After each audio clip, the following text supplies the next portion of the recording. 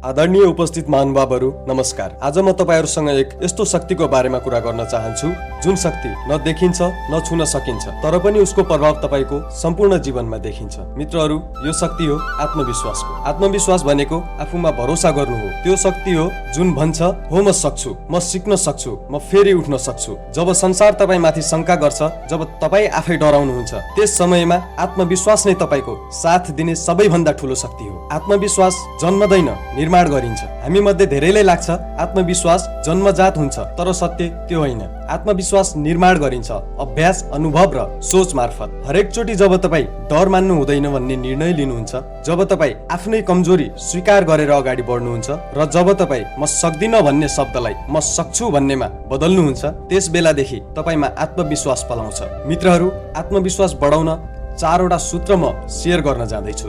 पहिलो, आफूले प्राप्त गरेका साना सफलताहरूमा खुसी मनाउनुहोस्। जब तपाईँ साना लक्ष्यहरू पूरा गर्नुहुन्छ, त्यसमा खुसी हुन सिक्नुहोस्। यिनै साना विजयहरूले ठूला सफलताको ढोका खोल्नेछन्।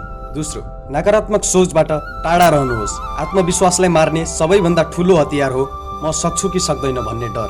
त्यसको साटो भन्नुहोस् कि म प्रयास गर्छु, म सुधार्छु। तेस्रो, शारीरिक भाषा सुधार्नुहोस्।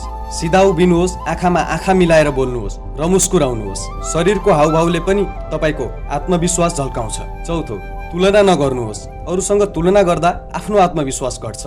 बरु आफ्नो विगतसँग तुलना गर्नुहोस्, हिजोको तपाई र आजको तपाई। नेल्सन मण्डेला 27 वर्ष जेल बसे, तर उनले आत्मविश्वास गुमाएनन्। अन्त्यमा उनी राष्ट्रपिता बने। कल्पना चावला साधारण परिवारबाट उठेकी छोरी आत्मविश्वासकै बलमा अन्तरिक्ष पुग्ने महिला बनिन्। यी प्रेरणादायक उदाहरणहरू भन्छन् आत्मविश्वास भएपछि असम्भव भन्ने शब्दको अर्थ बदलिन्छ। आत्मविश्वास हराउनु सामान्य कुरा हो, तर त्यति बेला तपाईले आफैलाई सम्झनु पर्छ, मैले अघिल्लो पटक पनि सकेको थिएँ, यो पटक पनि सक्छु। आफैलाई भन्नुहोस् कि म फेल भएको हो, तर त्यो मेरो अन्त्य होइन। भुल गर्न डराउनु हुँदैन, सुधार नगर्नु हुँदैन। सबैभन्दा ठूलो पराजय भनेको प्रयास नगर्नु हो। हरेक बिहान ऐनामा हेरेर आफैलाई भन्नुहोस्, म सक्षम छु, म सिक्न चाहन्छु, आज म आफूलाई हिजोभन्दा राम्रो बनाउने छु। यस्ता शब्दहरूले आत्मबल बढाउँछ। कसैले तपाईलाई नसम्झिए पनि आफैले आफैलाई सम्झिनुहोस्। सपना देख्न धेरैले आउँछ, तर त्यो सपना पूरा गर्न आत्मविश्वास चाहिन्छ।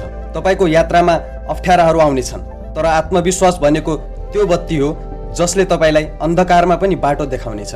मित्रहरू, आफू जस्तो हुनुहुन्छ त्यही रूपमा स्वीकार गर्नुहोस् आफूलाई। लगातार अभ्यास गर्नुहोस्। आत्मविश्वास भनेको सिप हो, जति धेरै अभ्यास उति धेरै मजबुत। धैर्य गर्नुहोस्, समय लाग्न सक्छ, तर तपाईको आत्मबल बिस्तारै अकल्पनीय उचाइमा पुग्छ। आजदेखि तपाईले आत्मविश्वासलाई आफ्नो साथी बनाउनुहोस्। नडराउनुहोस्, पछि नहट्नुहोस्। आफ्नो काममा विश्वास राख्नुहोस्, किनकि तपाई साधारण हुनुहुन्न, तपाई हार्न होइन, चम्किन जन्मिनु भएको हो। धन्यवाद।